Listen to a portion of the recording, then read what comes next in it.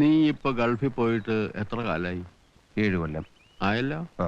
ഇതിനിടയില് നിന്റെ ചേട്ടന്മാർക്ക് ഒരുപാട് കാശ് നീ അയച്ചു കൊടുത്തിട്ടുണ്ടാവും. അത് ഉണ്ടോ ഇല്ലയോ? ഉണ്ട്. ആ രൂപയിൽ നിന്ന് 1 രൂപയെങ്കിലും മുടക്കി ഇവരിൽ ആരെങ്കിലും നിന്റെ പേരിൽ എന്തെങ്കിലും ഒരു സാധനം മേടിച്ചിട്ടുണ്ടോ? ഞങ്ങളെ എല്ലാം ഒന്നല്ലേ അമ്മാവ?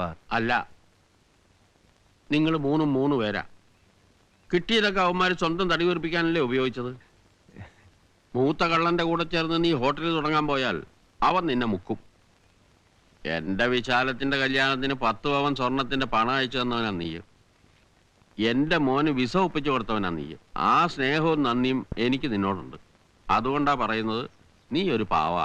അവന്മാര് നിന്നെ വിഴുങ്ങും. ഞാനത് വല്യേട്ടനോട്. ഇനി അവന്മാര് വിഴുങ്ങിയില്ലാന്ന് തന്നെ ഇരിക്കട്ടെ.